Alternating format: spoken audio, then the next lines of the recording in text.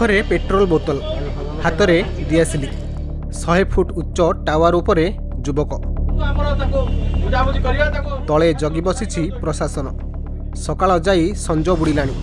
ନା ତଳକୁ ଆସୁଛନ୍ତି ଯୁବକ, ନା ଉପରକୁ ଯାଇପାରୁଛନ୍ତି ଉଦ୍ଧାରକାରୀ। 11 ଘଣ୍ଟା ବିତିଗଲାଣି। ପ୍ରଶାସନର ଅକଲ ଗୁଡୁମ। ଏଭଳି ଦୃଶ୍ୟ ସାମ୍ନାକୁ ଆସିଛି ଢେଙ୍କାନାଳରୁ। ଯୁବକଙ୍କ ଦାବି, ସରକାରୀ ଚାକିରି ଦିଅ, ନହେଲେ ଆତ୍ମାହୁତି ଦେବି। ଯୁବକ ଜଣକ ହେଉଛନ୍ତି ଢେଙ୍କାନାଳ ଜିଲ୍ଲା କାମାକ୍ଷାନଗର ଅନ୍ତର୍ଗତ ସୋଗର ଗ୍ରାମର 30 ବର୍ଷୀୟ ରୁଦ୍ର ନାରାୟଣ ଦାସ। ଶନିବାର ସକାଳ ପ୍ରାୟ 7টাରେ ରୁଦ୍ର ହାତରେ ପେଟ୍ରୋଲ ବୋତଲ ଏବଂ ଦିଆସିଲି ଧରି ଏକ ମୋବାଇଲ ଟାୱାର ଉପରେ ଚଢ଼ି ଯାଇଥିଲେ। ପ୍ରଶାସନ ବିରୋଧରେ ଆକ୍ରୋଶ ଦେଖାଇ ଆତ୍ମାହୁତି ଦେବାକୁ ଧମକ ଦେଇଥିଲେ। ଟାୱାର ଉପରେ ରୁଦ୍ରଙ୍କ ପାଟି ଶୁଣି ସ୍ଥାନୀୟ ଲୋକେ ଏ ସମ୍ପର୍କରେ ପୋଲିସ ଏବଂ ଅଗ୍ନିଶମ ବାହିନୀକୁ ଖବର ଦେଇଥିଲେ। କିଛି ସମୟ ମଧ୍ୟରେ ପୋଲିସ, ଅଗ୍ନିଶମ ଟିମ୍, ଓଡ୍ରାଫ୍ ଟିମ୍ ଏବଂ ପ୍ରଶାସନିକ ଅଧିକାରୀ ଆସି ଘଟଣାସ୍ଥଳରେ ପହଞ୍ଚିଥିଲେ। ରୁଦ୍ରଙ୍କୁ ଅଧିକାରୀମାନେ ବହୁ ସମୟ ଧରି ବୁଝାଇଥିଲେ ବି ସେ ଶୁଣିନଥିଲେ। ସେପଟେ ଖବର ପାଇ ସୋଗର ଗାଁରୁ ଲୋକମାନେ ଆସି ରୁଦ୍ରଙ୍କୁ ବୁଝାସୁଝା କରିଥିଲେ ବି ସେ ତଳକୁ ଓହ୍ଲାଇ ନଥିଲେ। ସକାଳ ଯାଇ ଦ୍ୱିପହର ହେଲା। ଏସ୍ପି ନିଜେ ଘଟଣାସ୍ଥଳକୁ ଆସି ରୁଦ୍ରଙ୍କ ସହ ଫୋନ୍ ଯୋଗେ କଥାବାର୍ତ୍ତା ହୋଇଥିଲେ, କିନ୍ତୁ ନିଜ ଜିଦ୍ରେ ଅଟଳ ରହିଥିଲେ ରୁଦ୍ର। ପ୍ରଶାସନ ତାଙ୍କ କ୍ୟାନ୍ସର ପୀଡ଼ିତା ମାଙ୍କୁ ମେଡିକାଲରେ ଭର୍ତ୍ତି କରିବା ସହ ତାଙ୍କୁ ପୋଲିସ ଚାକିରିରେ ପୁନଃ ଥଇଥାନ ପାଇଁ ଲିଖିତ ପ୍ରତିଶ୍ରୁତି ଦେଲେ ସେ ତଳକୁ ଓହ୍ଲାଇବେ ବୋଲି କହିଥିଲେ। ପ୍ରଶାସନ ସମ୍ପୂର୍ଣ୍ଣ ଭାବରେ ଏଠି ଉପସ୍ଥିତ ଅଛି। ଭୋର ସକାଳ 6:30-7ରୁ ଏଠି ଏସ୍ପି ସାର୍ ମଧ୍ୟ ଆସି ବହୁତ ତାଙ୍କୁ ବୁଝାସୁଝା କରିଛନ୍ତି ଏବଂ ADM ସାର୍ ଥିଲେ, ମୁଁ ଥିଲି, ଆମର ସମସ୍ତ ଫାୟାର ଅଫିସର ମାନେ ଏଠି ଅଛନ୍ତି, ପୋଲିସ ପ୍ରଶାସନ ମଧ୍ୟ ଅଛନ୍ତି। ତାଙ୍କୁ ବହୁତ ସକାଳୁ ଏପର୍ଯ୍ୟନ୍ତ ହେଲା ହିଁ ବୁଝାସୁଝା ଚାଲିଛି। ଆମର ଲକ୍ଷ୍ୟ ରହିଛି କିଭଳି ଭାବରେ ତାଙ୍କୁ ଉପରୁ ତଳକୁ ସୁରକ୍ଷିତ ଭାବରେ ଆମେ ତାଙ୍କୁ ତଳକୁ ଆଣିବୁ, ସେହି ଚେଷ୍ଟାରେ ବର୍ତ୍ତମାନ ସମସ୍ତେ ଲାଗି ରହିଛନ୍ତି। ଆଉ ଆମେ ଆଶାବାଦୀ ନିଶ୍ଚିତ ଭାବରେ ଆମେ ତାଙ୍କୁ ସଫଳ ରେକର୍ଡସ୍ ଭାବରେ ସାହାଯ୍ୟ କରିହେବ। ଆଉଟସୋର୍ସିଂ ବା ପ୍ରାଇଭେଟଲି ଚାହିଁଲେ ମଧ୍ୟ କେଉଁଠି ତାଙ୍କୁ ରଖିଦେବାର ବ୍ୟବସ୍ଥା ପରେ ଚିନ୍ତା କରାଯାଇପାରିବ, କିନ୍ତୁ ପ୍ରଥମେ ତାଙ୍କୁ ବୁଝାସୁଝା କରାଯାଇଛି ଯେ ଆପଣ ତଳକୁ ପଳାଇ ଆସନ୍ତୁ ଏବଂ ଆମର ସମସ୍ତ ପ୍ରଶାସନ କଳ ସେଥିରେ ଲାଗିଛନ୍ତି। ସକାଳୁ ତାଙ୍କୁ ତଳକୁ କିଭଳି ଭାବରେ ସୁରକ୍ଷିତ ଆଣିବୁ, ତାପରେ ଅନ୍ୟାନ୍ୟ ବ୍ୟବସ୍ଥା ନାଇଁ ତାକୁ ଚେଷ୍ଟା କରୁଛୁ ଆମେ ଯେମିତି ସୁରକ୍ଷିତ ଭାବେ ସେ ତଳକୁ ଆସିବ ବୋଲି, ଆଉ ତାକୁ ବୁଝାସୁଝା କରାହେଉଛି। ଗାଁ ଲୋକ ମଧ୍ୟ ଥିଲେ, ସେମାନେ ମଧ୍ୟ ବୁଝାସୁଝା କରୁଥିଲେ। ତାପରେ ଆମେ ଦେଖିବୁ ପରବର୍ତ୍ତୀ ପର୍ଯ୍ୟାୟରେ କେମିତି ତାକୁ ତଳକୁ ଭଲରେ ସୁରକ୍ଷିତ ଉପାୟରେ ଧରିକି ଆସିବୁ, ଏଇଟା ଚେଷ୍ଟା କରୁଛୁ। ହଁ, ସିଏ ଆଗରୁ ଜଣାଇଥିଲା, କିନ୍ତୁ ସେ ଯେଉଁ ଫିଜିକାଲ ଫିଟନେସ୍ରେ ତା'ର କଟି ଯାଇଥିଲା। 3 ଥର ତାକୁ ଚାନ୍ସ ଦିଆହେଇଥିଲା, ଆଉ ସେ 3 ଥର ଚାନ୍ସରେ ମଧ୍ୟ ସେ କ୍ୱାଲିଫାଏ କରିନଥିଲା, ଯାହାଫଳରେ ତାକୁ ଡିସ୍କ୍ୱାଲିଫାଏ କରାହେଲା। ଉଦ୍ଧାର କାର୍ଯ୍ୟରେ ଭୁବନେଶ୍ୱର, ଅନୁଗୁଳ ଏବଂ ଢେଙ୍କାନାଳର 4ଟି ଅଗ୍ନିଶମ ଟିମ୍ ସହ ଫାଷ୍ଟ ବାଟାଲିୟନର ଗୋଟିଏ ଓଡ୍ରାଫ୍ ଟିମ୍ ସାମିଲ ହୋଇଥିଲା।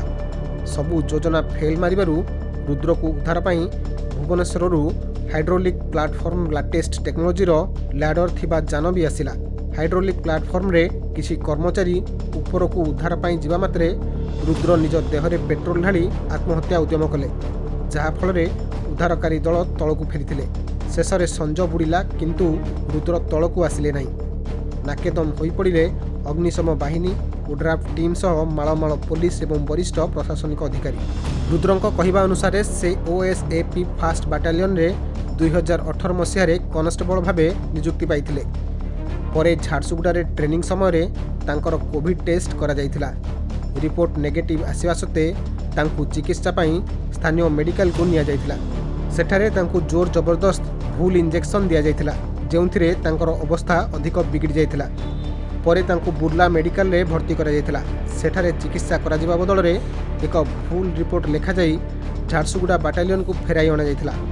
ପରବର୍ତ୍ତୀ ସମୟରେ ଢେଙ୍କାନାଳ ଫାଷ୍ଟ ବାଟାଲିୟନକୁ ଅଣାଯାଇ ତାଙ୍କୁ ମିଥ୍ୟା ରିପୋର୍ଟ ଆଧାରରେ ବହିଷ୍କୃତ କରିଦିଆଯାଇଥିଲା। ଚାକିରି ଫେରାଇ ଦେବାକୁ ଜିଲ୍ଲାପାଳଙ୍କଠାରୁ ଆରମ୍ଭ କରି ମନ୍ତ୍ରୀଙ୍କ ଦ୍ୱାରସ୍ଥ ହୋଇଥିଲେ, କିନ୍ତୁ କେହି ଶୁଣିଲେ ନାହିଁ, ଯାହାଫଳରେ ସେ ଏଭଳି ପଦକ୍ଷେପ ନେଇଥିବା କହିଛନ୍ତି।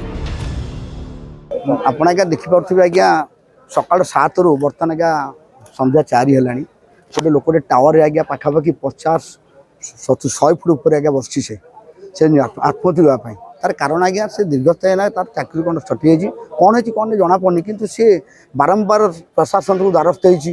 ମୁଖ୍ୟମନ୍ତ୍ରୀ ଚାମ୍ବର ମଧ୍ୟ ଯାଇଛି, हेतु फेलियर होती बारंबार होगा से आज से निष्पत्ति नहीं मुझे आत्महत्या बोली किंतु कौन प्रकार मुझे निवेदन कर लोकटा कि बची जाओ आज्ञा सकाल 7 एवं जो खरा हो देखिए आज्ञा आज डेट आज्ञा 40-45 डिग्री सेल्सियस अच्छी खरार तापमात्रा से खरार अच्छी पेट्रोल नहीं मतलब जाइए आत्महत्या डबल बेटे लगी रही प्रशासन को मुझे अनुरोध करी आज्ञा तार जी आज्ञा तार किसी अच्छी तार डिमांड अच्छी फुलफिल करूँ तार सब मुझे न्यूज मैंने कह माननीय मुख्यमंत्री को ये जो असुविधा होती पुनरावृत्ति न हो अलग को डिस्ट्रिक्ट अलग को जिले आज्ञा तेणु आज जो अच्छी आज्ञा ता ना टी आज्ञा रुद्र सी आगे घर हूँ कामाख्यान गला सोगर बोली गाँव में से मो वार्ड आज्ञा आज 3-4 वर्ष तले रोला से भड़ा रोला तो तार उपस्थिति मुझे भल भी जानी तार कौन तार घर असुविधा माँ कैंसर बेमार तो बर्तमान मुझे समस्त प्रशासन को अनुरोध करी आउ थे नवेदन कर हाथ जोड़ी नवेदन करी आज्ञा प्रशासन तार डिमांडटा फुलफिल करूँ कले बड़े कौशल प्रशासन द्वारा सहित एसपी कलेक्टर जिलार आमर नवेदन कर